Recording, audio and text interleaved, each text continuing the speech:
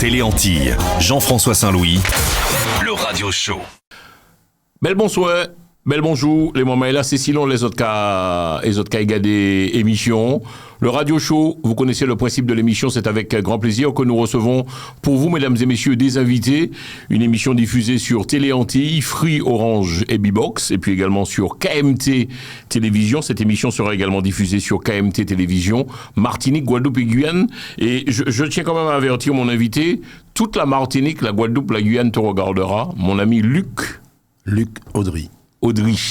Bonsoir Luc Audry. Bonsoir à toi Jean-François et merci de me recevoir sur ce magnifique plateau Télé Antilles. C'est la première fois que je viens ici et puis ma foi je suis charmé de voir la qualité du studio, la qualité du matériel qui compose ce studio et puis naturellement être interviewé par toi, c'est un honneur. Merci en pile, Luc Audry. Alors, avant que nous commencions à parler, je vais expliquer les téléspectateurs pour qui nous décider. Invité en les plateaux là, le radio show, émission diffusée sur le réseau Télé Antilles toute la France, la Corse également, bien sûr. Et puis également sur Télé Antilles, sur KMT, diffusion le lundi et le jeudi, Martinique, Guadeloupe et Guyane.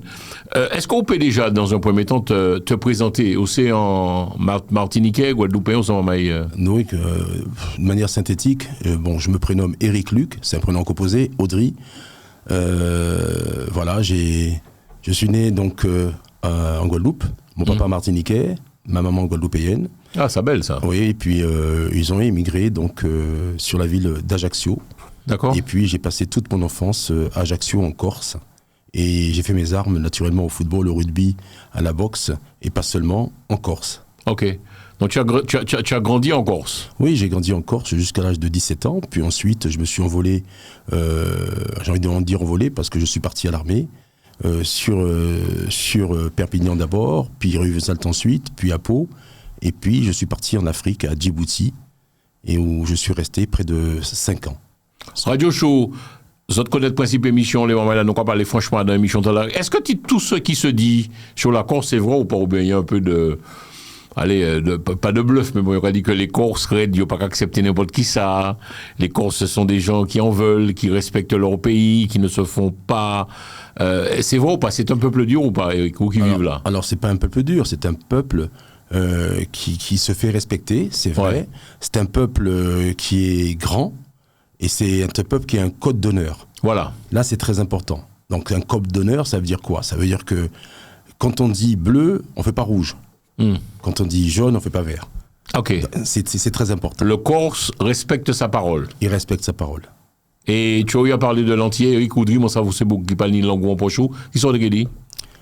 Je dirais ma foi que les Antillais, il respecte sa parole? Oui, il y a une similitude. Il y a une similitude avec la Corse et les Antilles. Enfin, moi, je m'y retrouve. Pourquoi? Parce que ce sont deux îles. Et en tant qu'Ilien, a fortiori, vous êtes obligé de ne pas faire tout et n'importe quoi. Alors moi, j'ai pas vécu beaucoup aux Antilles, j'ai plus vécu en Corse. Naturellement, je vais en vacances très souvent sur la Martinique et de la Guadeloupe. Et je m'amuse aussi à faire le parallèle entre les gens qui vivent là-bas, ceux qui vivent en Corse. Et moi, j'ai la chance de vivre ici, sur la métropole. Et ça m'amuse un tout petit peu parce que j'essaie de faire un peu le parallèle. Et puis, il y a des choses qui s'entrecroisent. Par contre, il y a des choses aussi qui sont à l'opposé, qui sont complètement différentes. Ok. Alors, nous décidons, jeudi, à inviter en les plateaux là, Eric. C'est une émission, mesdames et messieurs, très, très, très sérieuse. Parce que le monsieur que nous recevons aujourd'hui, ce grand monsieur, sans doute que nous respectons en pile ici en France, monsieur Luc Audry, tu connais un peu le monde footballistique, c'est ça, c'est-à-dire le monde du football, puisque tu entraînes des jeunes, tu fais pas mal de choses, et je me devais de te recevoir aujourd'hui. Alors, on salue également notre ami Claude Lange, qui cela remonte à quelques mois, t'a reçu. Et je me suis dit, tiens, j'aimerais bien te recevoir à nouveau pour entrer un peu plus et à te poser un peu plus de questions, entrer un peu plus en profondeur. Toi, ton rôle, c'est quoi? Tu entraînes des jeunes, tu bosses avec des jeunes dans le football. Tu connais tout ce monde du foot? Ben oui, je connais le monde du football, car j'ai pratiqué aussi au football. J'ai commencé très jeune. À l'école de foot de l'Entente Galéas-Salines. C'était un club qui se trouvait juste en bas de domicile de mes parents. Et puis, j'étais, ma foi, un bon joueur. Et j'ai changé de club à l'Olympique Ajaxien. Puis après, j'ai joué au GFCA. Et puis, j'ai fini par jouer dans un très très grand club, à l'ACA Ajaccio. Ok. Alors, j'ai voulu te recevoir dans cette émission, Luc Audry, pour nous parler du recrutement des jeunes dans le monde du foot. On en discutait hors antenne. Tu me disais, c'est la première question que je veux te poser. Quand tu vois par exemple un jeune comme Mbappé, puisque tout le monde parle de lui, c'est la grande star du foot. Le garçon, il a du talent ou il y a le facteur chance aussi qui joue? Tu me disais ça en antenne, on en parlait. Tu me disais, Jean-François, attention, les parents doivent être là, il y a un encadrement, faut pas jouer avec ça. Un jeune, on peut vite fait aussi le griller, quoi. C'est-à-dire que tu as du talent et puis du jour au lendemain, il n'y a plus rien. Tu me disais aussi qu'il y a des jeunes qui sont très bons. Là, nous, quand on dans l'émission, qui très bons Martinique ou Guadeloupe ou Guyane, ils ont joué très bien. Et là, ils arrivent en France, ils n'ont pas foutre, hein. Le niveau n'est pas bon. Alors, parlez nous, caméra, c'est bien vrai. Donc après, sans vouloir montrer qui que ce soit du doigt, il faut se dire la chose suivante, que le football appartient au footballeur. Ça veut dire quoi? Ça veut dire qu'un gamin, il peut avoir du talent. Il y a beaucoup de gamins qui ont du talent, mais après, il y a aussi la somme de travail derrière. Le talent ne suffit pas. Il faut du travail. La chance qu'avait Kylian, c'est qu'il était déjà bordé par ses parents. Son papa, lui-même, footballeur, éducateur. Sa maman, n'oublions pas que c'est une grande sportive aussi. Un grand frère qui joue au football. En fait, il a baigné dans ce monde-là. Il a baigné dedans. Et en plus de cela, il jouait dans un département que tout le monde connaît, le 93, qui porte des talents. Il n'y a pas que ce département-là, mais dans le 93, il y a énormément de talents. C'est dû à quoi? C'est dû aussi à la masse de gens, de populations qui y vivent. Plus vous avez de monde, plus vous avez de gamins, plus vous avez de fortes chances de trouver des talents. C'est tout à fait normal. Après, le talent ne suffit pas. Lui, il avait le talent, mais il avait beaucoup travaillé. Il a beaucoup travaillé. Il y a des choses... Tu l'as connu jeune, Kylian Mbappé? Moi, je ne l'ai pas connu parce que je n'ai pas fréquenté. Par contre, j'ai connu des éducateurs qui le connaissaient et qui connaissaient bien leurs parents. Et puis, j'ai essayé de suivre son parcours, qui est un parcours honorable et magnifique. Pourquoi? C'est un gamin qui, attention, je vous le rappelle du moins, c'est un gamin qui, au départ, il n'y avait pas la lumière sur lui. Il n'y avait pas la lumière sur lui. Mais le fait qu'il travaille sans cesse, plus que les autres. Qu'est-ce que tu entends? Parce que nous pas pressés, Eric. Nous répondons nous, parce que c'est pour ça mon télé souvent, nous prend tout le temps nous. Qu'est-ce que tu entends parlant?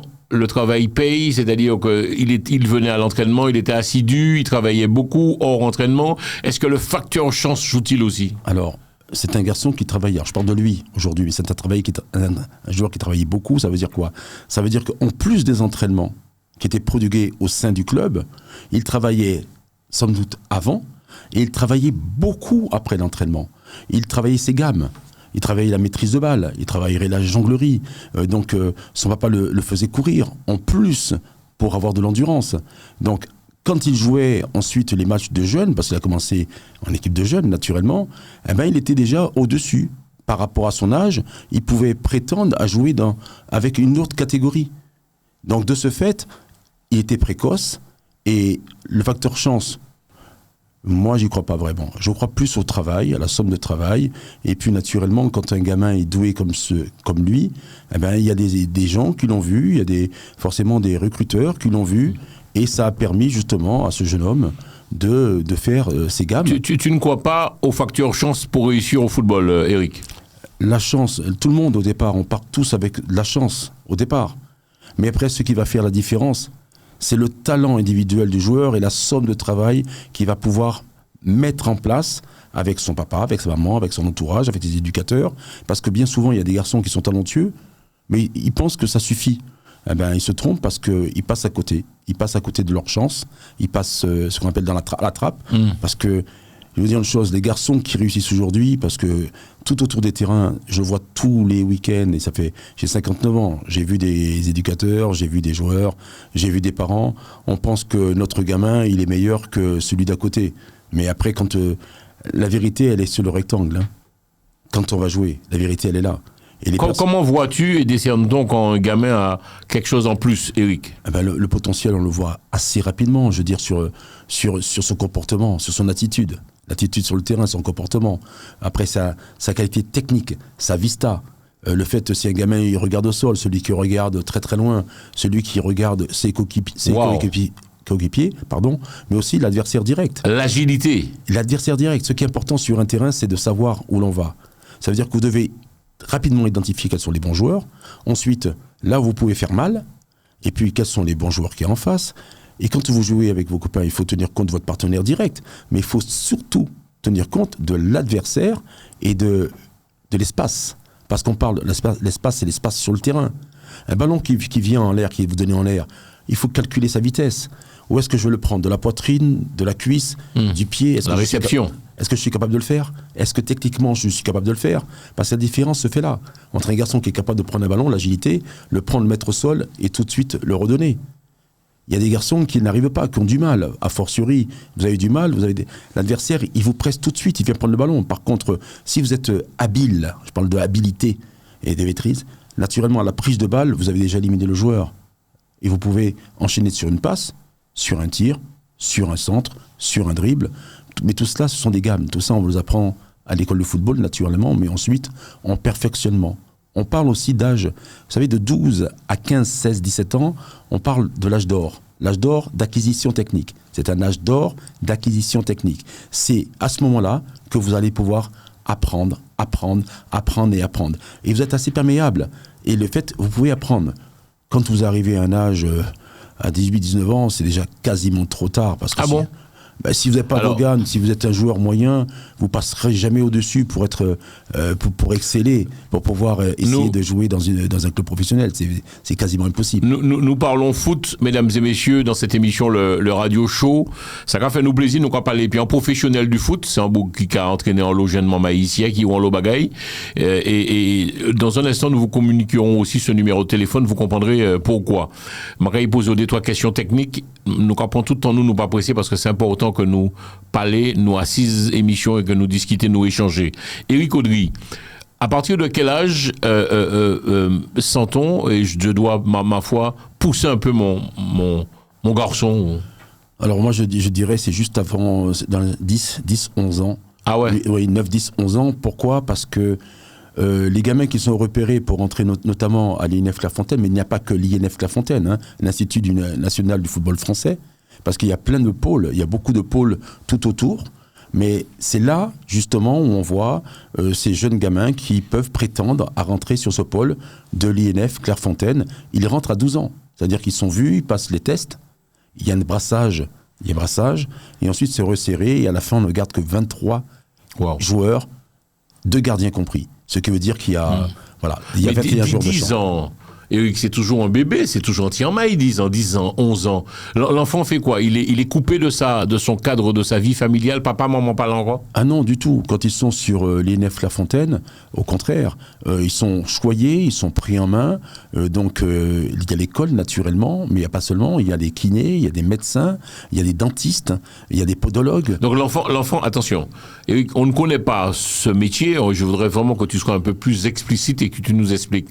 L'enfant a toujours école ou pas ? Est-ce qu'il y a un suivi Il y a un suivi, bien sûr. L'enfant est à l'école. Il est toujours à l'école. Et de toute façon, le gamin il ne sera jamais pris sur le pôle INF Clairefontaine si à l'école ça ne va pas. Bon ? Ah non, du tout.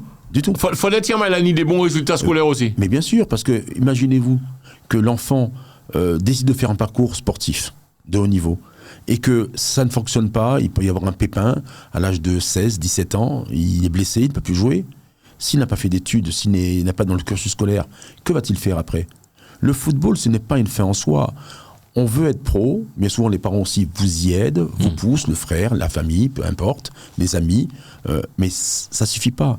Aujourd'hui, tous les joueurs qui sont dans les pôles, dans les pros, ont un suivi scolaire. Pourquoi ? C'est très important. Si au bout du compte, ils n'y arrivent pas, certains donc, sont diplômés, des BEP, des CAP, un bac, très souvent, et ils peuvent poursuivre leur scolarité et puis faire autre chose que le football. Ils peuvent ne pas rester dans le monde du football, ils peuvent faire tout à fait autre chose. Il y a plein de joueurs qui arrêtaient le football, qui étaient très bons et qui font autre chose. Quand tu parles d'école, disons, tu as parlé de Clairefontaine, il y a une école, donc il y a un suivi, donc combien d'enfants qui sont pris ? Est-ce qu'il y a des filles, c'est mix ou pas ? Bien sûr, sur Clairefontaine, il y a le pôle féminin et le pôle masculin. Okay. D'accord ? Donc, les jeunes filles et ces jeunes garçons, ils y habitent. Ils logent là. Ils logent là. Ils logent là. Ils ont un professeur, d'accord, qui travaille avec eux après l'école, Quand ils sortent de l'école, ils ont la séance d'entraînement, ils s'entraînent tous les jours. Tous les jours. Football bon matin, midi au soir. Lundi soir, mardi soir, mercredi, jeudi, vendredi. Ce sont des séances qui sont appropriées pour eux, par rapport à leur âge. Ce sont des professionnels qui les encadrent. Toutes les personnes qui sont sur les Nef Clairefontaine, ce sont tous des entraîneurs diplômés d'État. On ne rentre pas comme ça. C'est-à-dire qu'un exemple, moi je ne peux pas postuler pour dire « Ah tiens, demain je vais à Clairefontaine ». C'est pas vrai. C'est pas possible. C'est même pas pensable. Il faut avoir un cursus. Et puis, il faut être reconnu aussi des siens, de ses pairs. Et ensuite, vous pouvez peut-être espérer pouvoir entraîner. Tu as beaucoup parlé de Clairefontaine. Il n'y a que Clairefontaine comme formation du foot pour les jeunes? Non, du tout. Moi, ça me ravit aujourd'hui parce qu'il y a des pôles qui sont ici en Ile-de-France, comme le Paris Football Club. Ok. Donc, en Ile-de-France, vous avez plein de pôles tout à fait. Il y a le pôle de Reims. Il n'y a pas que celui-ci. Alors pour les téléspectateurs, la Martinique, la Guadeloupe, la Guyane, je sens que mon fils a un truc. Est-ce que toi, on peut t'appeler, Eric, comment tu sens qu'un petit jeune, il a quelque chose, il a le truc et il pourrait, pourquoi pas, accéder à l'excellence? Alors, moi, j'ai envie de dire à tous les auditeurs, Martinique, Guyane, Réunion, Guadeloupe, qu'il n'est pas nécessaire de vouloir venir tout de suite en métropole, c'est pas vrai. Non, aux Antilles, il y a des pôles qui sont créés depuis quelques années, et il y a des gens qui officient. Vous avez des techniciens qui sont sur place. L'enfant, il va être vu par les techniciens qui sont en place sur la Martinique, sur la Guadeloupe et la Réunion, et la Guyane. Et puis, c'est tellement bien fait qu'après, ce sont les tout meilleurs qui vont pouvoir venir ici en métropole et on en reçoit chaque année. Il y a des gamins qui font leur gamme au pays et ensuite, ils arrivent directement sur une structure professionnelle. C'est-à-dire qu'ils peuvent arriver à Nantes, ils peuvent arriver à Rennes. Justement, alors, j'ai oublié de te poser la question. Cette école, c'est sur combien de temps? 2 ans, 1 an, toi? Ils sont suivis de leur plus jeune âge au pays. Hein. Les gamins, il y a un bon gamin, il est suivi, comme ils font ici. C'est exactement, si vous voulez, aujourd'hui, c'est exactement ce qui se passe ici, en métropole, qui a été mis en place donc, sur la Martinique, sur la Guadeloupe. Et puis, il y a aussi des académies qui s'ouvrent ici, mais qui s'ouvrent aussi aux Antilles. Une académie, qu'est-ce que c'est? Une académie, c'est une école. C'est une école. Une académie, c'est pas pour faire des matchs. Une académie, c'est pour faire comme du solfège. Vous savez, un bon musicien, il apprend le solfège. Eh ben, le footballeur, il apprend ses gammes. Et il apprend ses gammes au sein d'une académie. Ça veut dire qu'il va répéter ses gammes. Pied droit, pied gauche, pied gauche, pied droit, pied droit. Il va faire que ça. Et de ce fait, au fur et à mesure qu'il va grandir, l'enfant, garçon ou fille, eh ben, ils vont se bonifier. Ils vont devenir bons, bien meilleurs. Et ensuite, les tout meilleurs vont se détacher. Les moins bons vont essayer d'attraper la locomotive de ceux qui sont devant. Et ma foi, ceux qui sont, j'ai envie de dire, passables, vont essayer aussi de lutter pour s'accrocher. Mais après, la vie, elle est ce qu'elle est. Ce sont les meilleurs. Au bout, ce seront les meilleurs qu'on verra. C'est pour ça que je dis à tous ces parents qui me regardent, n'envoyez pas systématiquement vos enfants en métropole en l'espérant ou que quelqu'un vous avez rencontré en disant « Viens, tu vas faire un stage ici, un stage là ». D'une part, c'est coûteux. Il faudra prendre une location ici. Vous allez être peut-être déçu au bout du compte parce qu'on pense que son gamin, il est bon. Mais quand vous arrivez dans une structure professionnelle, vous apercevez très vite que ceux qui sont là, ils sont meilleurs que votre fils. Alors, je ne voudrais pas me faire l'avocat du diable, mais pour avoir discuté avec toi, Eric, tu me disais, Jean-François, il y a un lot jeune footballeur qui est très bon aux Antilles, et là, il est arrivé ici en France, il n'y a qu'à pète foi, quoi. C'est-à-dire que le niveau, il n'y a pas qu'à suivre, ils sont pas bons du tout. C'est pas qu'ils sont pas bons, c'est que moi j'ai eu l'occasion. Tu l'as vu ça? Mais je l'ai vu, je l'ai vécu. J'ai beaucoup de personnes qui sont venues, qui m'ont été recommandées, de 15 ans, 16 ans, 17 ans. Alors qu'est-ce qui se passe? Raconte-nous, Eric. Le papa me dit voilà, mon fils, il est extraordinaire. Au pays, on me dit que c'est un très bon joueur. Il faut pas qu'il reste encore là. Il faut le trouver une structure professionnelle. Il va péter.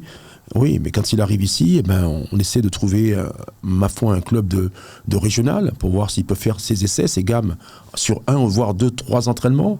Puis on s'aperçoit rapidement que le gamin, il est perdu dans la masse. Mais pourquoi un gamin ne peut pas être bon aux Antilles et puis il est arrivé ici en France, il a décroché. C'est quoi? C'est le climat? C'est quoi? C'est la fréquentation? Non, il y a tout. Il y a le stress. Il y a aussi la part de stress. Quand vous arrivez ici, vous ne connaissez pas les gens, donc vous êtes à laisser sur 2 ou 3 jours. et l'ensemble des garçons qui sont là, ils vous regardent de coin de l'œil, ils sont pas gentils, ils sont pas tendres avec vous. Ah bon? Mais non. Parce que vous arrivez, c'est peut-être vous qui allez prendre sa place. Donc le gars, il va pas se laisser faire. Donc c'est la guerre en fait. Mais le football en soi, c'est du nombrilisme. Le football en soi, chaque joueur pense à son nombril. Quand il vient faire ses essais, il pense à lui, il pense pas aux copains. Pas ni camarade là, c'est-à-dire que c'est important son roi dit à Eric. L'entièrement avec a sorti Martinique, Guadeloupe, Guyane, encore la Réunion, peu importe, les rives en France, là il rentre c'est la guerre. Mais c'est la guerre. C'est comme si moi aujourd'hui je partais ici et que j'atterris, voilà, on me dit tu vas faire 3 mois en URSS ou en Ukraine. Bon, alors c'est peut-être pas le bon exemple, parce que là c'est la guerre. Mais je vais être perdu. J'ai pas de connaissances, j'ai pas d'appui. C'est important. La famille, c'est important. Le gamin, il décroche de chez lui. Ses parents sont à 8000 km. Il arrive là, il est chez un tonton, une tata, qui forcément n'a pas les mêmes attentes que les parents. Donc, il le dépose au stade, ok, mais il le regarde d'un coin. Le gamin, il a besoin aussi de l'œil de sa famille, le soutien de sa famille. C'est important.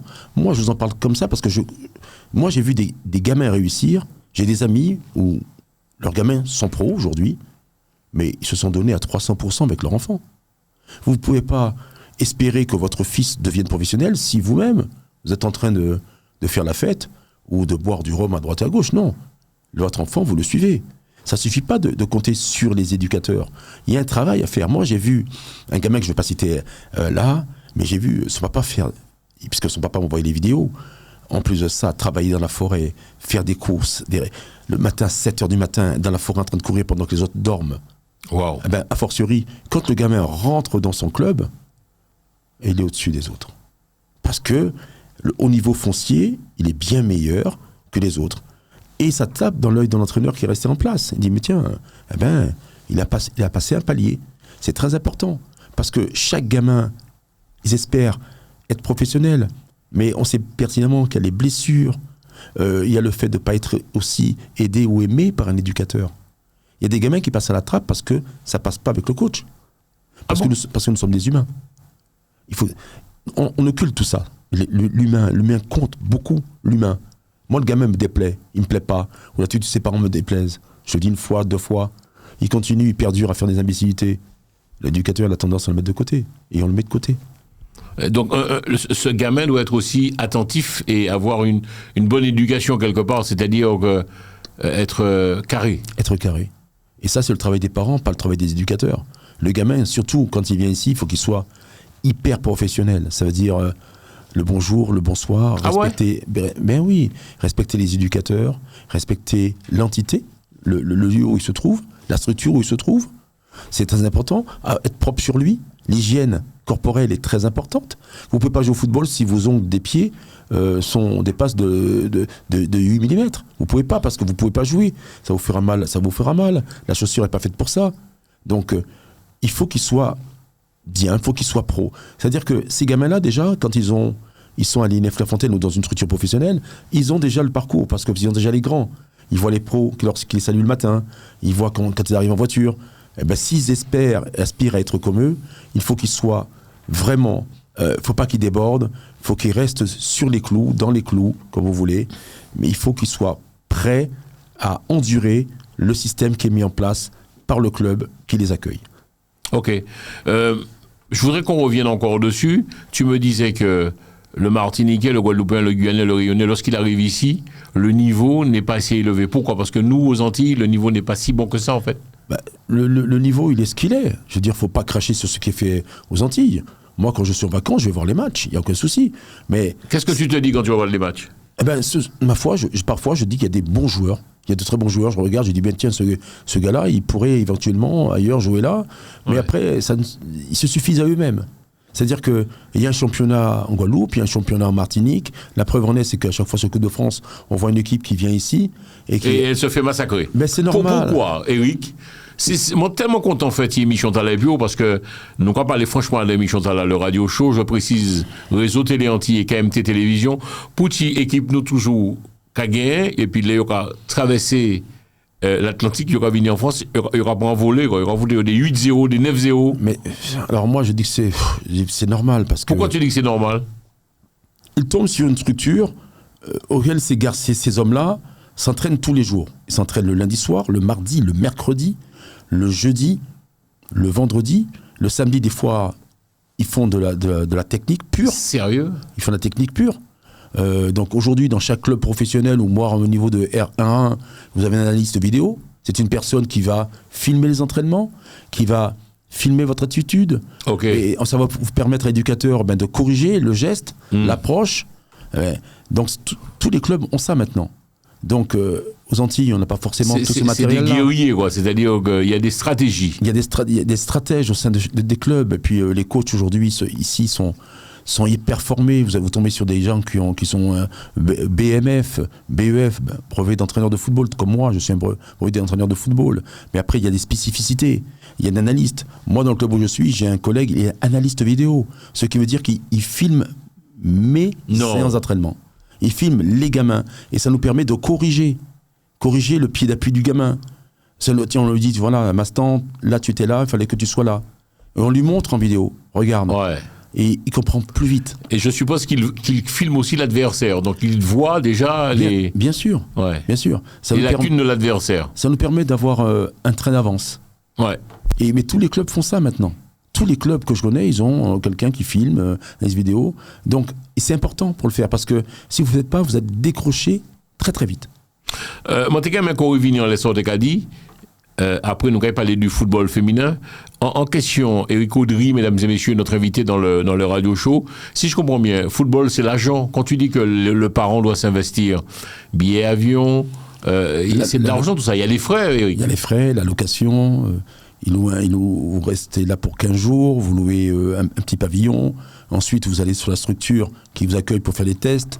Il y a l'anxiété de la famille, mais aussi le stress de l'enfant. L'enfant, il se donne à fond, mais parfois, ça ne passe pas, toujours. Et quand ça passe pas, tout le monde est déçu. Le gamin en premier lieu, mais aussi la famille, parce qu'ils ne comprennent pas.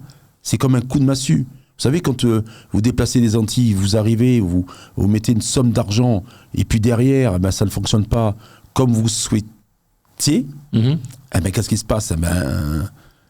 Vous rentrez au pays déçu, le gamin il rentre au pays, il reprend sa petite vie, son petit club, il a encore les images plein la tête de ceux qu'il a vécu en métropole, surtout s'ils sont mis sur une très belle structure pro auquel il rêvait d'appartenir. Quand vous rentrez, vous êtes déçu, et puis vous avez le moral dans les chaussettes. Et c'est pas évident, parce que il faut reprendre l'école, il faut reprendre la routine, la route vers le stade, et puis l'enfant aussi, il fait un comparatif avec ce qu'il a vécu pendant une semaine, voire une semaine et demie ici en métropole, et quand il rentre dans son club, qu'est-ce qu'il dit l'enfant? Il dit, voilà, ma foi, là-bas j'ai vécu ça, là je vis ça, on est encore en retard, et puis bien souvent ils arrêtent ou ils continuent à jouer, évoluer aux Antilles, mais bien souvent ils arrêtent parce que, vous savez, ça fait partie du rêve, de tout un chacun, de rêver d'aller vers le plus haut niveau. Et quand on n'y arrive pas, ma foi, si on n'arrive pas à retomber sur nos pattes rapidement, des fois ça crée des bobos, au sein de la famille, ça crée aussi des bobos dans la tête du gamin. Et c'est pour ça qu'il faut vraiment, vraiment que ce gamin-là, il soit accompagné par ses parents, accompagné par ses amis, par la famille, par ses professeurs aussi, et puis qu'il soit sûr de lui. L'enfant aujourd'hui, il faut le préparer à tout ça. Déjà ici on le fait, mais aux Antilles il faut le préparer. Voilà, on va faire ça pour toi, on va essayer, tu sais, ça va coûter de l'argent, mais il ne faut pas lui mettre une fausse pression, il ne faut pas lui dire attention, si ça ne marche pas, on va t'en vouloir. Non, on va mettre en place quelque chose pour que tu puisses y arriver. Maintenant, si ça passe, tant mieux, et tant mieux pour l'enfant, mais si ça ne passe pas, ce n'est pas la fin du monde. Hein. Ça ne passe pas, il y a autre chose. Il n'y a pas que le football. Il y a les études. Et les études, on peut s'éclater en faisant ses études, on peut s'éclater en visant à être quelqu'un à autre chose que du football. Moi, j'ai connu plein de jeunes hommes qui aujourd'hui font tout à fait autre chose. Ils font plus du football, ils travaillent, certains ont des sociétés. J'ai un ami à moi qui a un restaurant, pourtant c'est un très bon footballeur. Aujourd'hui, il est chef d'entreprise, il a son restaurant. Il y en a qui sont médecins. J'ai des joueurs qui étaient avec moi à l'époque où j'étais manager du club de Saint-Leu, du PB 95, où on jouait en DH, un très bon niveau. J'ai des joueurs aujourd'hui, certains d'entre eux sont policiers, d'autres sont kinés de l'équipe de France, d'autres sont chefs d'entreprise. J'en ai un qui est traiteur, j'en ai un qui a monté sa société de VTC. Donc ils continuent à jouer pour le plaisir avec les copains, le dimanche matin, avec les amis, quand on se retrouve. Mais ils ont tous un métier, ma foi. Pourtant, c'était des jeunes joueurs qui avaient du talent, qui étaient prometteurs. Mais on savait pertinemment que tous ne passeraient pas le cap et tous ne seraient pas professionnels. Comment sait-on lorsqu'un gamin a le truc et puis qu'il peut percer? C'est-à-dire que des futurs Mbappé, tu le sens comment? Tu le vois comment, Eric? On le voit sur le terrain, on le voit dans la manière de se déplacer. Tout de suite. Tout de suite. On le voit tout de suite. Pourquoi ça là même? C'est-à-dire, mais attends, tu vas pas me dire... Alors tu sais que Mbappé a joué à Monaco, c'est ça? Bien sûr. Et j'ai un ami que je salue, mon ami Mike Rodzen, animateur également sur Télé Antilles, qui me disait qu'il a connu jeune, il savait, il sentait déjà qu'il avait quelque chose. Mais bien sûr. Qu'est-ce qu'il avait de plus? Quand parce que Mike se déplaçait à Monaco, j'ai des photos de Mike avec Mbappé. C'est vrai, ouais. Oui, j'ai des photos de Mike avec Mbappé là-bas sur le rocher. Et puis, très vite, on sent quand les garçons... D'ailleurs, dans la promotion d'Mbappé, il y avait plusieurs jeunes hommes qui étaient avec lui. Et quasiment à 70%, les garçons qui étaient dans son entourage sont aujourd'hui aussi dans des structures professionnelles. Ah ouais. Ici et dans d'autres pays. Ok. Bien Donc sûr. tu sens quand l'enfant, c'est-à-dire Thibouga, comme on dit chez nous, il chien boule, quoi. Il aime ça, il chien boule. C'est ça. Et puis, il y a la différence des joueurs moyens, le toucher de balle, et puis le fait d'être très sur ce qu'on veut, sur le football. On le sent dans la manière dont il parle, la manière dont il vit le football. Tout simplement. Moi, j'ai 2 petits gamins là à Alfortville, qui est un club sympa, familial. J'ai 2 gamins qui sont là-bas, qui franchement, ont du talent. Et puis, j'ai fait venir 2 amis à moi qui sont venus voir 2 entraînements, comme ça, bon an, mal an. Et puis, qui m'ont dit la même chose que moi. Ils m'ont dit, voilà, et regarde, ce gamin-là a du talent. Donc, je ne m'étais pas trompé. Parce que les autres personnes qui ne les connaissaient pas sont venues, ils m'ont dit, c'est tel et tel joueur. Donc, ils sont suivis aujourd'hui. Et puis, ma foi, l'année prochaine, ils tenteront leur chance. Ils iront faire des essais dans 2 ou 3 clubs. Voilà, on les reçoit, le club les reçoit pour 2 ou 3 jours. On n'a pas parlé, mais est-ce que le joueur, penses-tu qu'il le fait pour avant tout aussi l'argent? Parce que, ou d'accord, Eric, football, quand même l'argent, lourd l'argent même. Est-ce qu'on peut penser qu'il a fait ça pour l'argent? Non, ça n'a rien à voir. Ça n'a rien à voir. Parce que le gamin qui a 13-14 ans, il n'est pas focus sur l'argent. Ce qu'il veut, c'est... Jouer au foot. Lui, ce qu'il veut, c'est jouer au foot et au plus haut niveau. Il veut pas jouer en équipe 2, il veut pas jouer en équipe 3. Il veut pas entendre parler de l'équipe 3. Alors c'est quoi justement? Parce que je m'y connais pas, et c'est bien pour cela que j'ai décidé de t'inviter dans ce radio show. C'est quoi donc? D1, D2, D3, c'est quoi les étapes quoi? Parce que bon, c'est quoi? Au départ, l'enfant, il est ce qu'il est. Il est dans une école de football. Okay.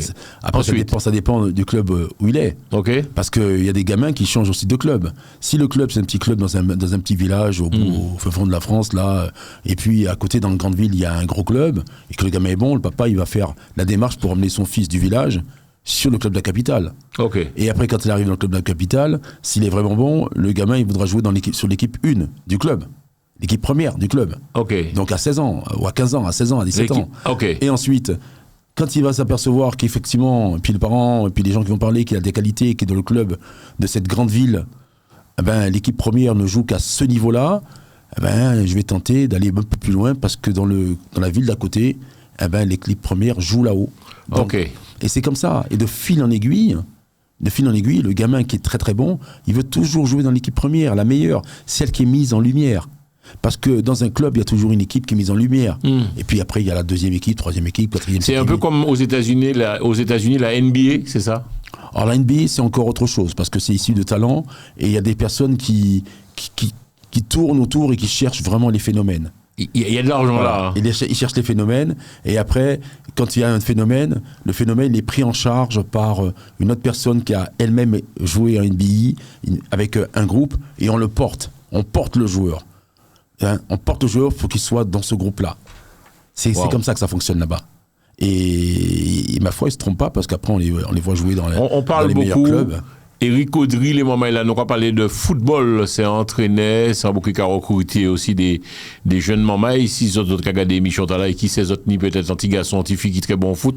Vous pouvez l'appeler, hein, c'est quelqu'un de très très sérieux et je valide. Éric, le numéro sera affiché tout au long de l'émission, vous pouvez appeler Éric Audry, ça ne pose aucun souci. Éric Marabozo, en question, tu as parlé, j'aimerais qu'on revienne à parler aussi du football féminin. Oui. Même niveau ou pas? Le football féminin, c'est un très très bon niveau. Ah bon? Très très bon niveau. Moi, j'ai eu la chance de participer avec des collègues du district du Val d'Oise, parce que j'appartiens au district du Val d'Oise. D'accord? Et je suis à la commission technique depuis plus de 20 ans aujourd'hui. Et mes collègues et moi-même, nous avons travaillé sur le football féminin avec, naturellement, la Fédération française de football et la Ligue de Paris. Je me souviens à l'époque où les balbutiements du football féminin, on faisait des temps le dimanche matin, Saint-Olomone, oui, où on recevait les jeunes filles tous les matins. C'est-à-dire qu'elles étaient dans leur club, et le matin, on leur proposait déjà 3 heures de football le dimanche matin, avec des collègues qui s'en occupaient parfaitement. Et ces filles-là, comme par hasard, elles ont évolué dans les clubs de la capitale à un très bon niveau.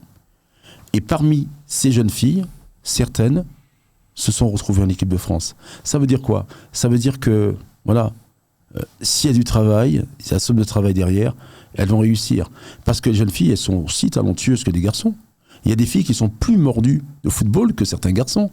Il y a des filles qui évoluent avec des groupes de garçons jusqu'à 14 ans inclus. Elles jouent avec les garçons. Elles jouent avec les garçons. Elles jouent avec les garçons. Au-delà, non, c'est plus possible. Elles jouent avec les filles. Mais au départ, elles jouent avec les garçons. Et à Sarcelles, il y a une jeune fille qui a joué longtemps, capitaine de l'équipe, 15 ans. C'était la capitaine de l'équipe des 15 ans de Sarcelles. Au-dessus du lot. Qu'est-il advenu de cette... Elle est au PSG. Ah ouais? Oui. Justement, alors, avant de parler du PSG, tu t'en doutes, il était prévu que je te pose également cette question. Donc, on va parler de football, les moments là, de l'émission là, pour moi, qui a regardé dans les télé anti et puis aussi en les KMT télévision. Donc, on a fait une émission avec monsieur Eric Audry. Pas oublier, si je tenais un jeune monde qui peut être fort, jeune tirmaï qui est très fort, les peut-être aiguillé, les les ni question, trapper question. Criez Eric, le numéro de téléphone est affiché. Question, mon ami. Les salaires ne sont pas les mêmes quand même avec les filles. Avec les filles, non. Ouais. C'est pas normal. C'est pas normal, mais il faut savoir, Jean-François, regarde ce qui se passe dans les stades. Regarde un match de L1, le stade est comble. Tu regardes un match féminine, bien souvent... Pourquoi? Mais ça veut dire qu'on est trop macho quelque part. Poutine pas. Ben oui. Alors pourquoi le niveau n'est pas... Non. C'est vrai? C'est le fait que, comme tu l'as dit, donc le machisme est là, et pendant des années, moins maintenant, mais pendant des années, ça a été ça. Donc, quand une jeune fille jouait, elle dit « Oh, c'est un scientifique, je regarde pas. » Sérieux? Mais bien sûr, sauf qu'aujourd'hui, les gens ont évolué. Les éducateurs, très bien formés par les divers districts auxquels ils appartiennent dans chaque département, sont bien formés. Donc, aujourd'hui, le regard n'est plus le même. Les gens qui sont à la tête de la Ligue de Paris et de la Fédération française de football œuvrent pour le football féminin. Donc, a fortiori, il y a des moyens qui sont mis en place, il y a des personnes qui sont mises en place, donc elles ont toutes leur place dans le football. Et ça se voit aujourd'hui. Parce que regarde, ces jeunes femmes qui jouent au football, mais certaines n'ont rien à voir avec les garçons. Hein. Moi, j'adore de voir les jouer. J'aime beaucoup. Je trouve ça même plus fluide. C'est plus fluide et puis c'est plus joli. Il y aura jouer boule, hein? Ah ben bien si. Mais en plus de ça, elles ont pas cette méchanceté, elles ont pas cette hargne. Donc, quand elles font des fautes, ce n'est pas des fautes aussi volontaires et brutales qu'ont les garçons. Elles font la faute parce qu'il fallait commettre faute. Mais l'esprit n'est pas le même. L'engagement n'est pas le même. Ce qu'on pense, c'est dit en joueuse de football martiniquaise, on dit Renard, ce qu'on pense, c'est dit. Eric. C'est le talent. On dit Renard, c'est le talent pur. Talent pur. C'est une très très bonne joueuse. Moi, j'aime cette femme pour ce qu'elle représente et j'aime la voir jouer. Elle est élégante. Ouais, même les cas jouer boule élégante. Et puis attention, regarde ce qu'elle produit sur le terrain. Très souvent, tu regardes le pourcentage, 77% de ses passes arrivent à destination. Elle sait jouer court, elle sait jouer moyen. Toi, ce qui me touche et m'émeut chez toi, tu es très technique. Tu regardes pas un match de foot comme nous, en fait, hein, monsieur tout le monde. Mais c'est normal, parce qu'on m'a appris à le faire. Et moi, aujourd'hui, j'apprends mes joueurs à faire la même chose que l'on m'a appris. C'est-à-dire qu'on ne s'assied pas dans un fauteuil à regarder un match n'importe comment. Il faut étudier. Il y a plusieurs phases sur un terrain de football, et puis il y a plusieurs parties sur un terrain de football. Il y a une partie défensive, où on doit bien défendre, et puis il y a une partie au milieu de terrain, c'est la partie où vous allez progresser, où vous allez créer du jeu, et puis la dernière partie, c'est la partie où vous allez essayer de déséquilibrer les défenseurs, et de finir. Ça veut dire marquer le but. Mais vous ne pouvez pas marquer le but si derrière le GDB, le gardien de but... Il faut jouer collectif. Mais c'est un sport collectif où chacun des acteurs, des partenaires, a son rôle à jouer. Et c'est très technique. Vous n'allez jamais voir, on parlait des filles tout à l'heure, Wendy Renard, hormis les coups de pied arrêtés, monter et mettre la tête. Sinon, elle, son boulot, c'est de défendre son but. Ensuite, sur les coups de pied arrêtés, elle va monter, de par sa grandeur, pour essayer de placer son coup de tête. Et bien souvent, regardez voir, sur chacune de ces montées, ou quasiment presque, il y a but derrière. C'est clair. Les passes sont décisives, c'est-à-dire, elle connaît le job. Elle connaît le job, mais la passeuse aussi connaît le job. Parce que pour pouvoir positionner, déposer le ballon sur la tête de Ronnie Renard, sa partenaire du jour, à l'entraînement, ils ne font que ça. C'est de la répétition, de la répétition. Il faut savoir que quand elle travaille avec elle ou eux, quand elle, on parle d'elle, des filles, elles travaillent, le mouvement, eh ben, elle travaille 17, 18, 20, 22 fois. Donc, a fortiori, le geste, il est juste. Donc, elle dose son ballon lors du centre et elle dépose, ce qu'on appelle déposer le ballon, sur la tête de Randy Renard. Et elles le font très très bien. Ok, j'aimerais qu'on revienne à parler aussi de l'école du PSG. On en parle beaucoup de nos jeunes sont de plus en plus attirés par cette école. C'est quoi cet établissement ? Le PSG, déjà, c'est une marque. D'accord ? Ah ouais ? Le Paris Saint-Germain. Raconte-nous, dis-nous tout. C'est une marque, donc je ne vous apprends rien. Aujourd'hui, ils ont toujours eu de l'argent, mais aujourd'hui, avec l'arrivée des Qataris, c'est un puits sans fond. Il y a de l'argent, Et puis, ils essayent naturellement d'y faire l'excellence de l'école de football, en passant par les filles, et naturellement, leur équipe Fagnon, l'équipe première, avec leur lot de stars. Donc, le PSG, aujourd'hui, sur chacun des éducateurs qui composent le groupe d'éducateurs, ce sont quasiment tous des éducateurs confirmés, qui sont diplômés, et de plus est, qui sont quasiment voués au PSG. Ce qui veut dire qu'ils passent déjà des fois 3, 4 fois, voire 5 fois au PSG. Ils sont là en semaine, ils sont là aussi le samedi, parfois pour ceux qui jouent le dimanche. Ça veut dire que l'éducateur, lui, quand il rentre au PSG, il sait qu'il va passer une semaine complète là-bas. Okay. Moi, j'ai des amis qui passent leur vie sur la route. Wow. Mais oui, ils ont voulu y être, on les a pris, sauf qu'ils n'habitent pas autour du PSG, ils habitent un peu plus loin. Ils savent très bien qu'il faut prendre leur voiture et puis arriver à l'heure, parce que vous devez arriver à l'heure. Est-ce que ça paye ? C'est-à-dire lorsqu'on suit une école, l'école du PSG, alors ça se passe comment ? C'est sur combien de temps ? Ce sont des écoles vraiment qui prennent des enfants à partir de quel âge ? Explique-nous tout, Eric. De tout âge. Le PSG, le camp des loges, tous les enfants qui habitent tout autour, à Chambourcy, tout autour, donc ils rêvent du PSG. Les parents les emmènent à l'école de football. S'il y a de la place, on les prend, ma foi, on les prend. Ils payent leur licence. Et le gamin, il a sa tunique du PSG. Et puis il est fier d'appartenir au PSG. Et puis ça ne veut pas dire qu'il sera pro. Ça veut pas dire qu'il sera pro. Il est comme tous les gamins, comme Stein, comme Sarcelles, comme Alfortville, comme Compiègne. Ils sont à l'école de football. Et puis, ma foi, si les parents habitent tout autour, le gamin, il va grandir au sein du PSG. Et s'il est vraiment bon, il aura peut-être une chance d'évoluer dans les équipes de 13, de 14 ans, puis de 16 derrière, et puis de 17 ans nationaux. Eric Audry, mesdames et messieurs, nous allons parler football. Qu'est-ce qu'est ton message, Eric ? C'est bien pour cela que je voulais que nous fassions cette émission. Aux parents martiniquais, guadeloupéens, guyanais, rayonnais qui nous regardent, mon fils ou ma fille a quelque chose, on sent le truc, qu'est-ce que je dois faire ? Je prends contact avec toi ? Non, du tout. Là, moi, je vous parle comme si j'étais un membre de votre famille. Regarde la caméra. Voilà. Il faut que, où vous habitiez, vous avez une école de football, faire confiance aux éducateurs du club de football. Et ensuite, sur la Martinique, sur la Guadeloupe, sur la Guyane, il y a des pôles. Renseignez-vous, il y a des pôles. Non mais, on le connaît, Eric. Pour les parents, il faut que l'enfant parte en France pour réussir. C'est pas vrai. Non, Eric. C'est pas vrai. Eric. Non, ce n'est plus vrai. Ce n'est plus vrai aujourd'hui. Pourquoi ? Parce qu'il y a aussi des choses qui sont mises en place là-bas. Moi, j'ai un ami qui a monté une académie en Guadeloupe. D'accord ? Et puis, il fait du très bon travail. Il fait du travail avec des éducateurs qui partent avec lui et qui travaillent sur place avec des éducateurs qui sont sur place, avec des partenaires, des équipementiers. Ils font des choses et de très bonnes choses. Moi, ce que je veux vous dire, c'est que si les gens veulent m'appeler, ils m'appellent, mais je vais aussitôt les diriger vers ces amis-là, qui eux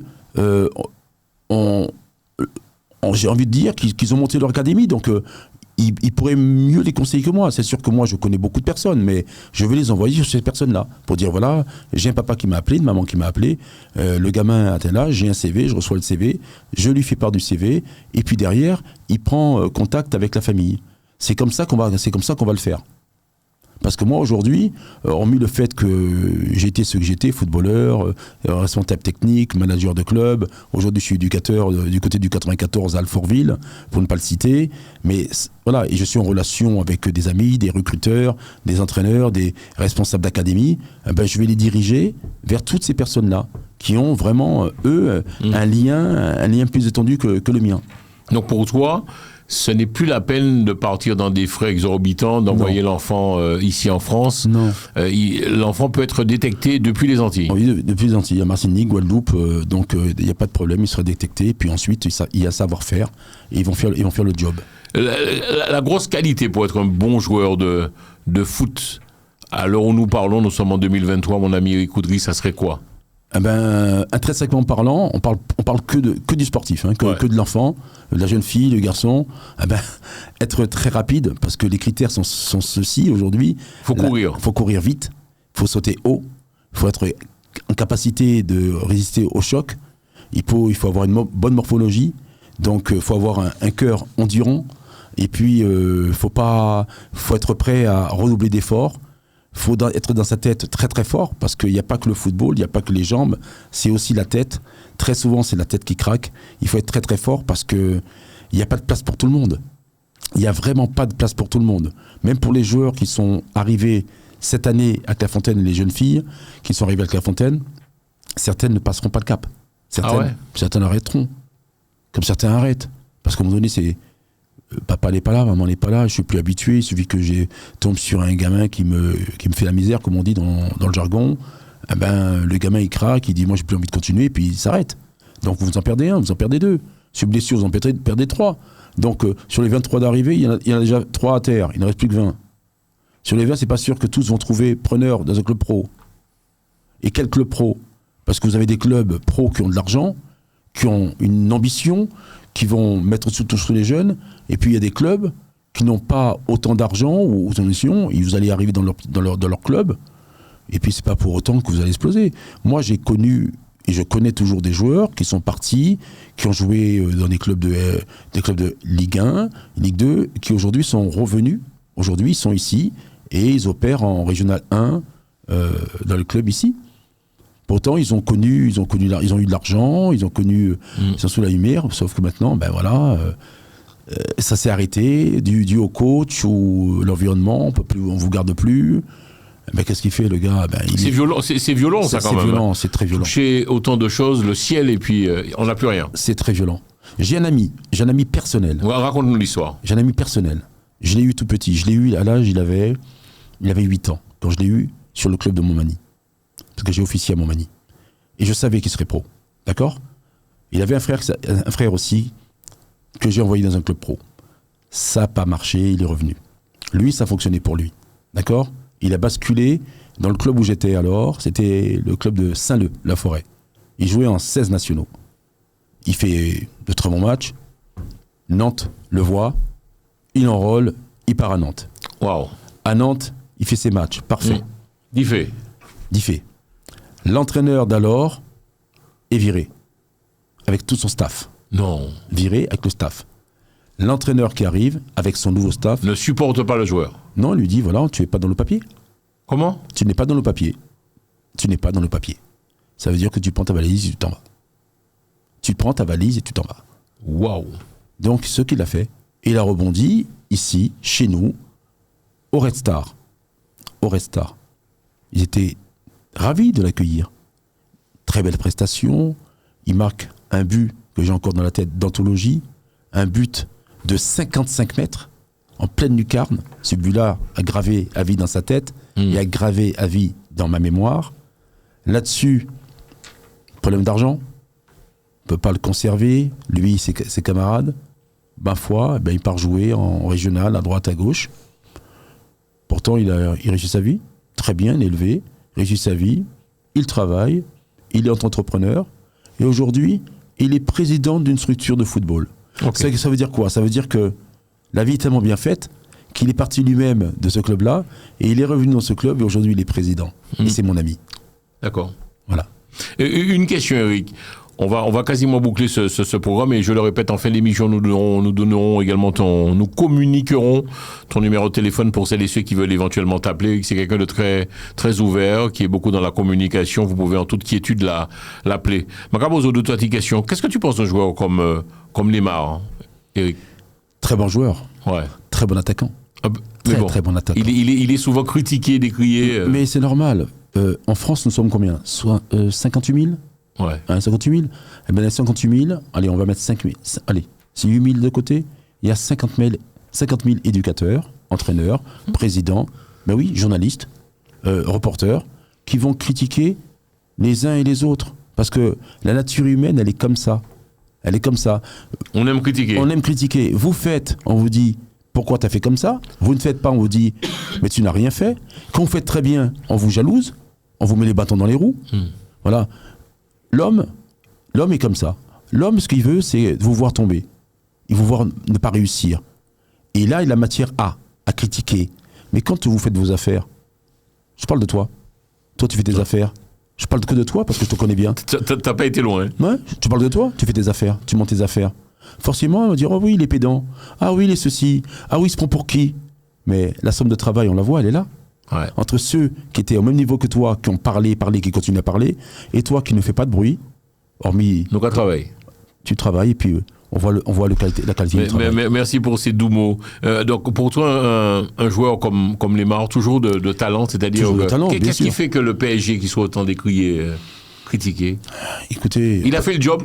On peut pas faire le... Est-ce qu'il a fait le job, Neymar? Il a fait le job ou pas? Bien sûr qu'il a fait le job. Il le fait toujours, le job. Sauf que vous pouvez pas faire plaisir à toute une populace. C'est impossible. C'est impossible.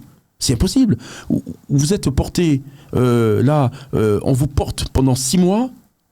6 mois et 2 jours, on vous dit prends la porte. Dégage. Waouh. Dégage.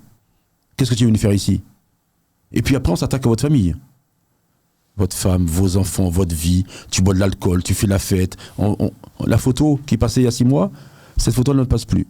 Pourquoi? Parce que c'est comme ça. On est mis en lumière pendant un temps, puis après vous disparaissez. C'est pour cette raison que moi je dis qu'il faut toujours rester dans l'ombre.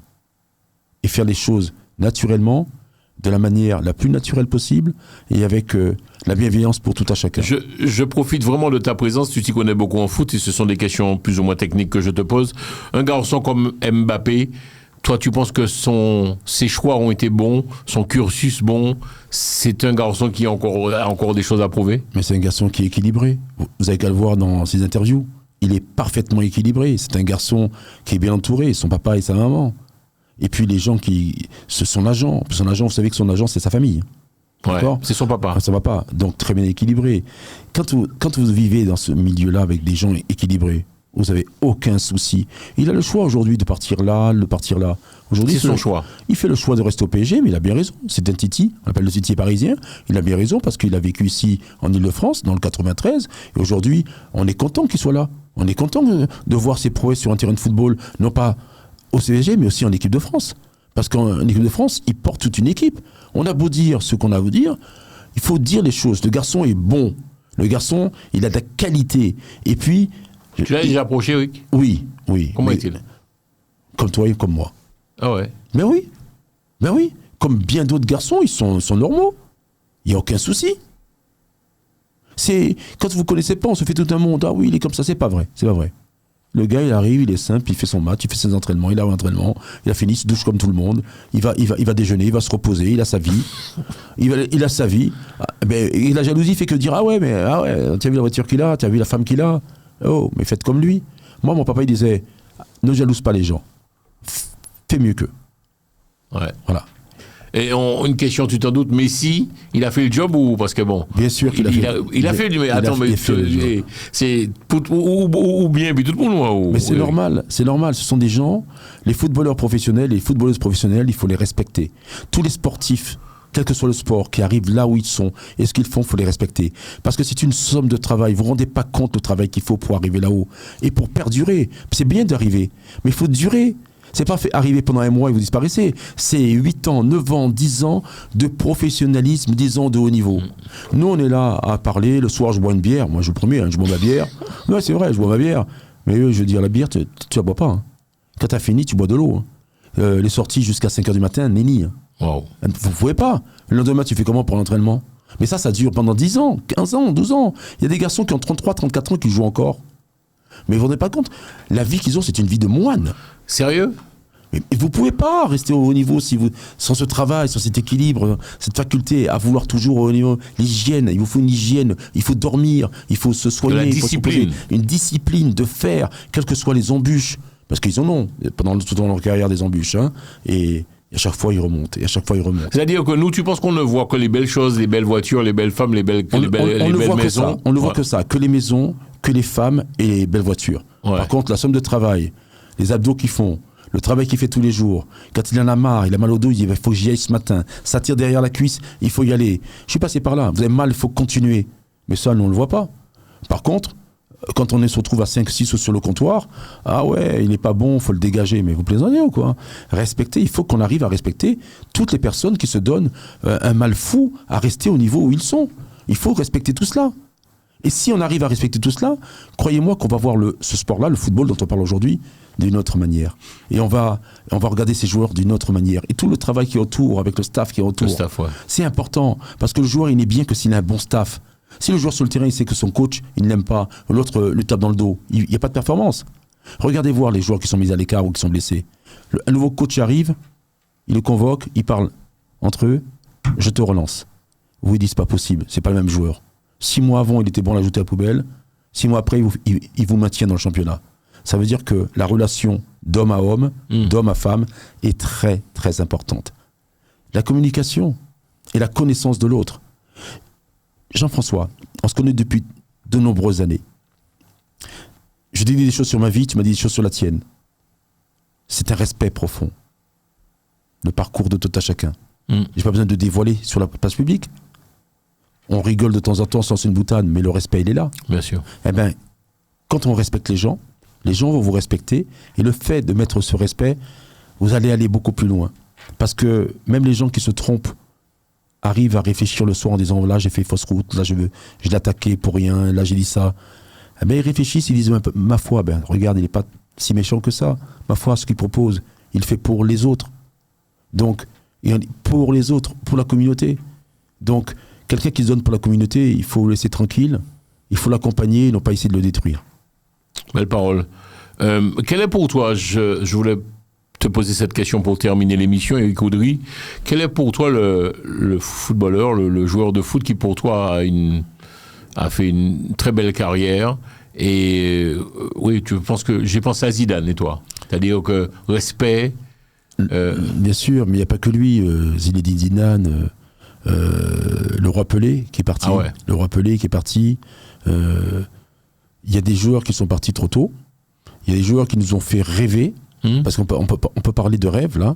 Des joueurs ce sont des artistes, quand ils sont dans l'arène, le terrain c'est une arène. C'est ça. Quand ils sont dans l'arène, vous voyagez avec eux.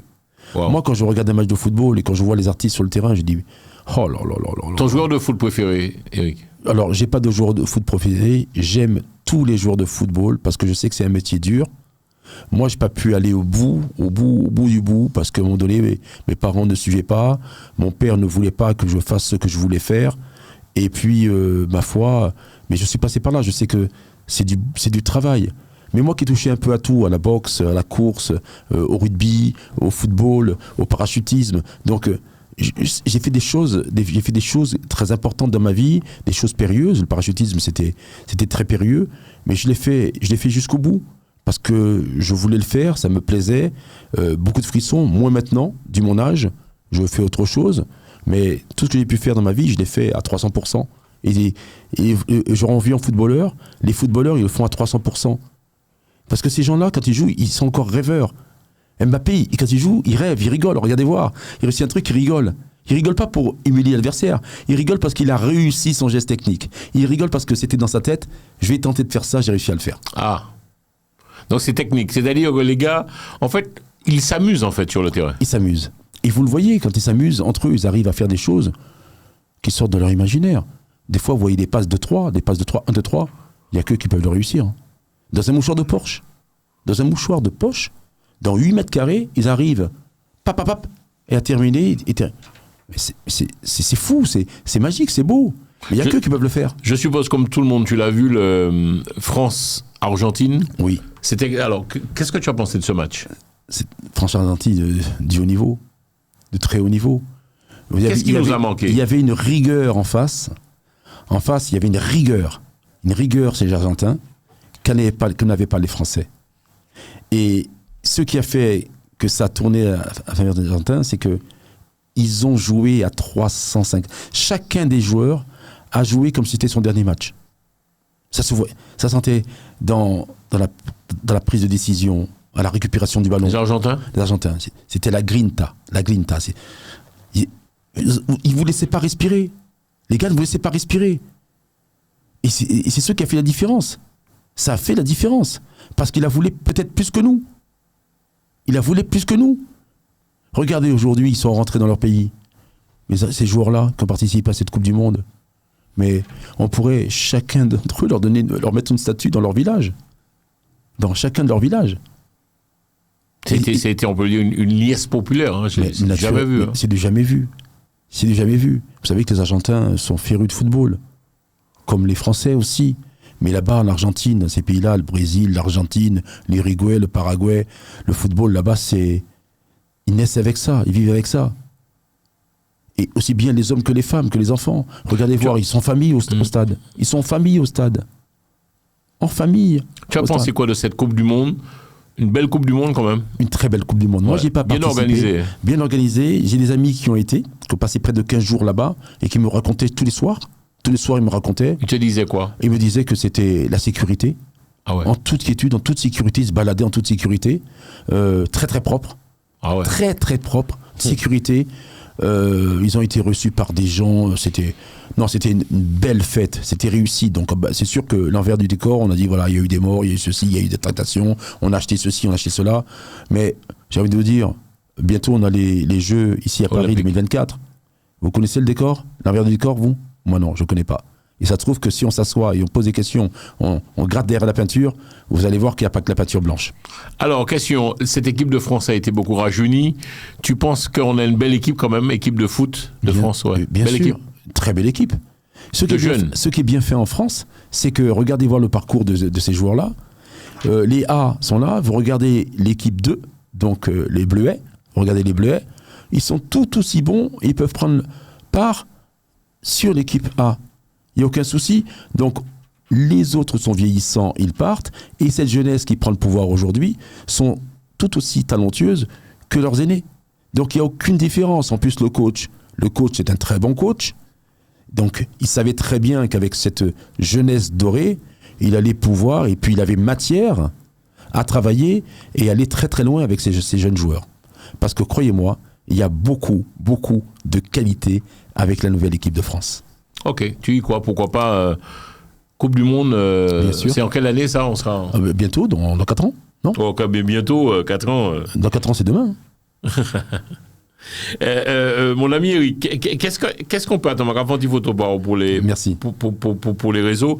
Qu'est-ce qu'on peut te souhaiter? Sinon, je le répète, c'est important, cette émission sera diffusée sur KMT Télévision, émission diffusée sur la Martinique, la Guadeloupe et la Guyane. Donc tu disais qu'il faut faire confiance aux professionnels du foot. Bien sûr. Aux Antilles. Bien sûr, il faut vraiment leur faire confiance. Moi, certains d'entre eux, je les ai au téléphone régulièrement sur ce qu'ils font, comme ils travaillent. Moi, je suis stupéfait de voir ce qu'ils font et comment ils travaillent. J'ai même parfois envie de dire, tiens, mais je vais prendre un billet, je vais partir faire 6 mois là-bas pour travailler avec eux. Ah ouais? Bien sûr. Il y a des choses qui se font chez nous au pays, qui sont très très bien faites, et avec des professionnels. Bon, il y a un peu de lacunes, tout n'est pas... Alors, de lacunes, il y en a partout. De lacunes, il y en a partout. Il faut se dire les choses telles qu'elles sont. Je ne veux pas te vexer, d'accord? Jamais je me permettrai. Tu as un très beau studio. Bien sûr. On va comparer ton studio à celui de BFM TV? C'est clair. J'ai répondu à ta question. Tu as bien répondu, c'est vrai. Voilà. On est d'accord. Pourtant, tu fais le même job. Oui, nous avons goûté pour ça, c'est vrai. Et je sais que tu te bats. Ok. Bien répondu. Pendant mon là, je salue en pile aussi, Laurent, vous lui transmettrez mes salutations s'il ne regarde pas cette émission Martinique. C'est monsieur Maurice Narcisse, Laurent qui aime beaucoup le football, qui est très implanté, et qui aime beaucoup le foot. Donc tu me disais, Eric, à quel moment sait-on qu'un joueur il a quelque chose et puis on doit le prendre en main très tôt? On le décèle assez rapidement quand le gamin est tout petit, quand il a des qualités, au-dessus des autres, hors normes, dirais-je.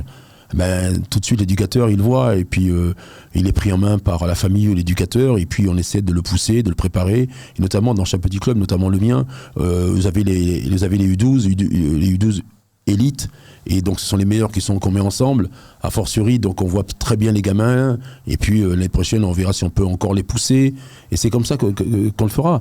La présidente du club que je salue, elle est d'accord avec moi sur le fait que s'il y a un bon joueur, eh ben on va essayer de l'aider et le proposer au brassage de l'entrée de Clairefontaine. Moi ça fait qu'un an que je suis là-bas. C'est un club familial qui se structure, il y a de très bonnes choses, et justement pendant que je suis à l'antenne, je voudrais juste saluer la présidente de l'association culturelle des Antilles, où je serai donc samedi à Crépien-Valois dans les Hauts-de-France, où nous faisons un très très bon tournoi de football avec des équipes de Sarcelles, des équipes de l'Isle-Adam, l'équipe d'Alfortville naturellement, et puis du FC Groslay dans le 95. Nous serons le samedi 3 à Crépien-Valois, sous l'égide de l'Association culturelle des Antilles et patronné par Terre de Jeux 2024, avec Madame le maire. Donc ils nous reçoivent dès 9h30, samedi 3 à Crépien-Valois. Donc toutes les personnes qui sont autour du bassin, autour de Crépien-Valois, toutes les villes, les petits villages environnants, venez nous faire un petit coucou à Crépien-Valois, donc pour le tournoi placé sous l'égide de Madame Marilyn Kouta, présidente de l'Association culturelle des Antilles. Voilà, je tenais à le faire. Si je regarde cette émission et je veux éventuellement te joindre, Eric, Audrey, discuter, échanger avec toi, il y a un numéro de téléphone. Est-ce que tu es accessible comme... Alors, tu es quoi? Tu es entraîneur? Tu es... Alors, je suis entraîneur au FC Alfortville. D'accord. J'y vais 3 fois par semaine, plus le samedi. Et puis, parfois, je interviens sur des stages qui sont mis en place par le responsable technique, monsieur Daniel Broche, que tout le monde connaît dans l'Île-de-France, qui a été entraîneur de Créteil, qui était un très bon joueur aussi, et qui est aussi professeur à l'INSEP. Donc, le 06 09 30 76 31. Alors, je vais vous demander... Alors, 06 09 30 76 31. Alors, je préfère que les gens me laissent un petit SMS. D'accord. Donc, c'est mieux. Donc, ils me laissent un petit SMS, j'ai écouté l'émission, peu importe, voilà. Et puis, après, je les appelle tranquillement le soir, parce que je rentre aux alentours de 22h. Je les appelle sur mon temps libre, je les appelle, et puis, ma foi, je peux les diriger sur de nombreux amis que j'ai dans le football aujourd'hui. Qu'est-ce qu'on peut te souhaiter, Eric? Le football se porte bien, ça va, le foot aux Antilles, on en a beaucoup parlé aussi, tu disais le foot se porte bien, ça va? Oui, le foot se porte bien. De niveau ou bas? Non, le niveau est bon, j'ai pas envie de dire bas, le niveau est bon, il y a matière à s'améliorer, il faudra le faire, mais le niveau est bon, et quand il y a matière, il y a les joueurs, ma foi, il n'y a plus qu'à relever les manches, mettre les chaussures, et puis travailler. Donc, on va saluer nous Mike Rodzen, qui est aussi président du club de foot la Samaritaine. On peut te souhaiter quoi, Eric? Alors, pour toi, tu as atteint tes objectifs quelque part. C'est un peu tu entraînes les jeunes, c'est important aussi, puisque tu vois les tout petits aussi. Oui, les tout petits. Tu vois les petits, les futurs Mbappé, tu les vois déjà? On les voit déjà, bien sûr. Et puis, ma foi... C'est sérieux, tu vois déjà les petits Mbappé, là, les chiens boulons. Oui, il y en a. Pourquoi? Ils arrivent plus tôt à l'entraînement, ils quittent tard. Tu sens comme un enfant ému devant le foot. On voit dans ses yeux, les lueurs, ses yeux sont brillants. Sérieux? Ah oui, il y a des gamins qui vont dire on fait encore un terrain de foot, on fait encore les gamins qui vont pouffer, qui vont dire et puis il y a celui qui va jamais pouffer, qui va reprendre le ballon, qui va faire encore 2-3 longueurs. Vous dites mais lui il a envie.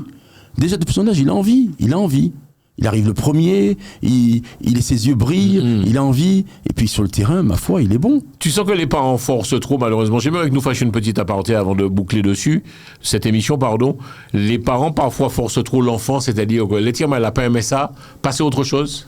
Ben oui. Pas les nous, franchement. Ben oui, s'il y a des parents, bien sûr, il y a des parents qui forcent. Il y a des parents qui s'identifient à leur enfant, il y a des parents qui pensent que l'enfant va réussir et puis que l'enfant va lui emmener des lions, pas de millions, mais des lions à la maison et que non, c'est pas vrai. Il faut juste que les parents comprennent que l'enfant, il a toute sa place, et il faut le laisser grandir. C'est un enfant, il faut le laisser faire. Il veut jouer au football, il joue au football, il veut faire notre sport, il faut le laisser faire notre sport. Maintenant, s'il veut jouer au football, il faut l'accompagner, il faut demander à des professionnels, il ne faut pas faire n'importe quoi avec l'enfant. Faut pas je vois des parents qui font des séances dans le club et qui ensuite après font des séances en dehors du club, qui payent des éducateurs pour entraîner leur enfant, qui vont se saigner financièrement en pensant que l'enfant sera bien meilleur. C'est pas vrai. Ce n'est pas vrai. Sérieux ? Ce n'est pas vrai. C'est quoi ? Alors, Eric, pour les parents qui nous regardent, c'est quoi la vérité pour toi ? C'est quoi ? Il faut aller au rythme de l'enfant ? Ouais, mais quelque part, Eric, c'est un sport aussi. Enfin bref, il faut ou même il faut donner une discipline, il faut donner gourmet pour ça. Mais il faut tout simplement essayer de se rapprocher de gens compétents, parce qu'il y a plein de gens compétents dans chaque ville d'Île-de-France. Même il y a des gens compétents. Vous rapprochez d'eux et vous leur posez la question. Voilà ce que je veux faire avec mon enfant. Et dans chaque club aujourd'hui, vous avez des gens qui ont passé une formation diplômante. Vous avez dans chaque club au minimum quelqu'un qui a un CFF3 ou un brevet d'État. Donc, a fortiori, dans ce qu'on nous apprend, quand on a un brevet d'État, ça dure une année durant. Il n'y a pas que le ballon. Il y a tout un tas de choses qu'on nous apprend, et ces gens-là, ils sont très bien formés, ils vont vous conseiller. Et puis, dans chaque club, il y a aussi des éducateurs qui ont des branches dans les clubs pro, sur les académies. Ils vont pouvoir vous conseiller, mais il faut leur faire confiance. Moi, je me déplace sur plein de terrains, tout au long de l'année. Ouais. Je rencontre plein d'éducateurs qui sont compétents, d'autres moins, d'autres pas, mais il y a des bons éducateurs. Il suffit de leur poser la question, de leur demander, voilà, mon fils ou ma fille veut faire ça, qu'est-ce que vous en pensez et quel est le meilleur conseil pour eux ? Et si, ma foi, ils n'arrivent pas à vous conseiller, adressez-vous à quelqu'un d'autre. Moi, la matière, je suis pas un point qu'il faut toucher absolument, non. Là, on en parle aujourd'hui. Je m'y connais dans le football, comme je m'y connais dans mon travail, comme je m'y connais dans ce que j'ai pu faire à l'armée. Ben, j'ai des connaissances, j'ai des compétences. Donc, je les mets à profit de tout à chacun. Moi, je suis vieillissant. Je laisse la place aux jeunes. Mais les jeunes, j'essaie de les accompagner du mieux que je peux. Et tout comme toi, je suis critiqué.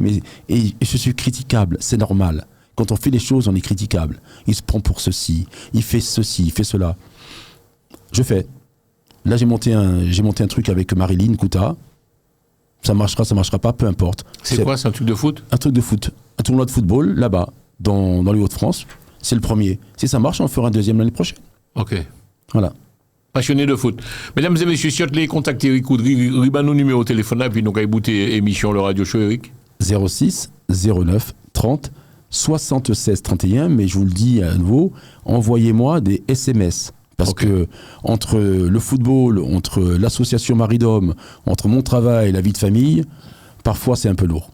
Et pendant nous, là, nous avons un petit coucou à la grande dame. Nous lui faisons de gros bisous et merci d'avoir été aussi gentille. Elle comprendrait, elle était super gentille avec nous samedi. Merci en pile.